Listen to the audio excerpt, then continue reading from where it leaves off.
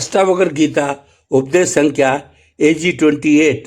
जब तुम किसी से अटैच नहीं होते तब तुम उसे सच में प्रेम कर पाते हो, क्योंकि अब तुम्हारे प्रेम में कोई शर्त नहीं है, कोई उम्मीद नहीं है, तुम बस देते हो। तुम्हारा प्रेम एक फूल की तरह है जो अपनी सुगंध सबके लिए बिखेरता है।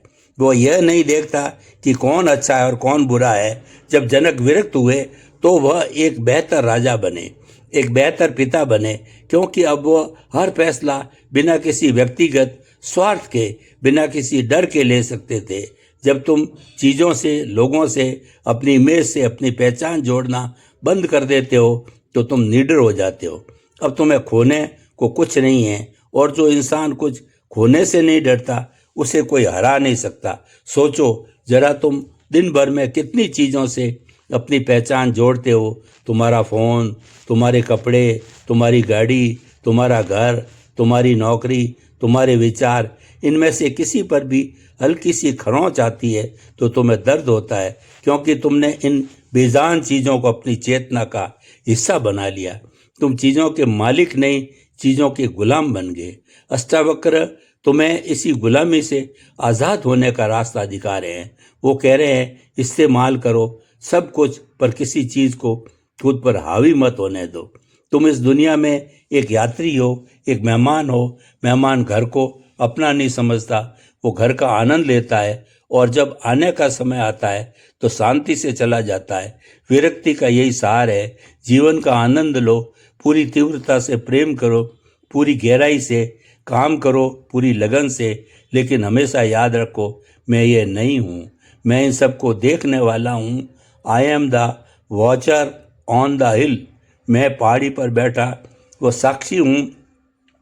इस एक वाक्य को सिर्फ सुनो मत, इसे महसूस करने की कोशिश करो। अपनी आंखें एक पल के लिए बंद करो।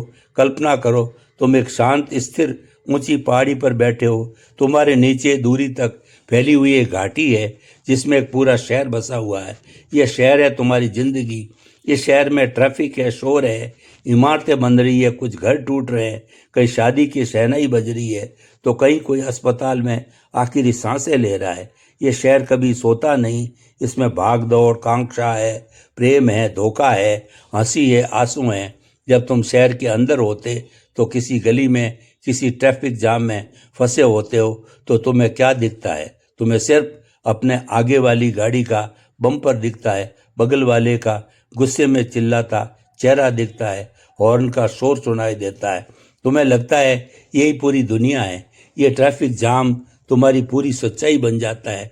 तुम छटपटाते हो, गुस्सा करते हो, बेबस महसूस करते हो, लेकिन आज तुम उस ट्रैफिक जाम में नहीं हो, तुम उस पहाड़ी पर हो। यहाँ पहाड़ी पर हवा चल रही है, ठंडी ताज़ी हवा, ये शांति है। यहाँ से तुम नीचे उस पूरे शहर को देख रहे हो, तुम उस ट्रैफिक जाम को भी देख रहे हो, और जहाँ तुम कल फंसे थे, लेकिन यहाँ से वह बस गाड़ियों की एक लाल बत्तियों की कतार जैसा दिखता है। तुम्हें यहाँ से उस जाम का शोर नहीं, बल्कि एक धीमी गूंजती हुई ध्वनि सुनाई दे रही है, जैसे समंदर की लहरें।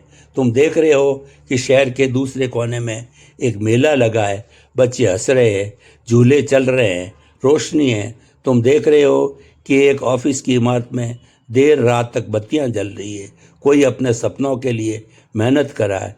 तुम देख रहे हो कि एक पार्क में एक जोड़ा हाथ में हाथ डाले बैठा है, और एक दूसरे कोने में कोई अकेला बेंच पर बैठा आंसू बहा रहा है। पहाड़ी से तुम सब कुछ तुम्हें दिखता है, पूरा नज़ारा, द होल पिक्चर। तुम किसी एक घटना से चिपके हुए नहीं हो। तुम देख रहे हो कि हर चीज़ एक बड़े खेल का हिस्सा है। तुम देख रहे हो कि हर चीज़ बदल रही है। जिस सड़क पर अभी जाम लगा है वह कुछ घंटों में खाली हो जाएगी। जहाँ आज मेला लगा है वहाँ कल सुबह सफाई होगी और मैदान खाली हो जाएगा।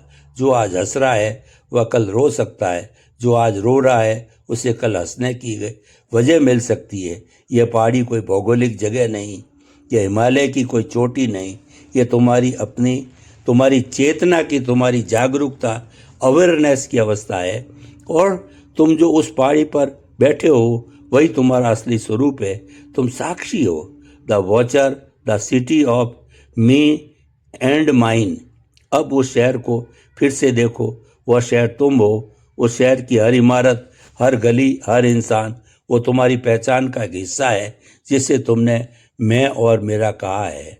वो जो सबसे ऊंची शानदार इमारत है, उस पर तुम्हारा नाम लिखा है, वह तुम्हारा कैरियर है, तुम्हारी सफलता है। तुमने उसे बनाने में सालों लगा दिए। जब लोग उसकी तारीफ करते हैं तो तुम खुशी से फूल जाते हो। जब उस पर कोई दाग लगाने की कोशिश करता है, तुम लड़ने मरने को तैयार हो जाते हो। यह जो एक सुंदर सा घर है, जिसमें एक प्यारा सा बगीचा है, वह तुम्हारा परिवार है, तुम्हारे रिश्ते हैं। तुमने उसे प्यार और उम्मीदों से सींचा है। जब उसमें फूल खिलते हैं तो तुम्हारा दिल महक उठता है। जब कोई पत्ता भी पीला पड़ता है, तुम बेचैन हो जाते हो। वो शहर की सड़कों पर दौड़ती महंगी गाड़ी, वो तुम्हारी इज्जत है, तुम्हारा स्टेटस है।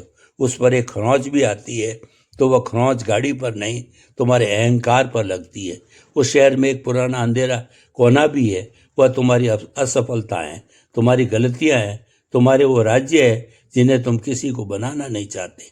तुम उस गली की तरफ देखना भी नहीं चाहते, लेकिन वह तुम्हारे शहर का हिस्सा है। और उस शहर के बीचों बीच खड़ा एक पुतला, तुम्हारी इमेज, तुम्हारी छवि, जिसे तुम दिन रात संवारते हो, सजाते हो, इस डर से कि कोई उस पर पत्थर ना फेंक दे।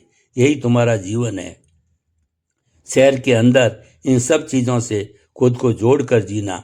मैं एक सफल मैनेजर हूँ, मैं एक अच्छा पिता हूँ, मैं एक इज्जतदार इंसान हूँ, मैं वो हूँ जिसे धोखा मिला था, मैं वो हूँ जिसने गलती की थी। जब तक तुम शहर में हो, तुम इन्हीं कहानियों में जी रहे हो, और कहानी अपने साथ सुख और दुख की एक शर्त लेकर आती है।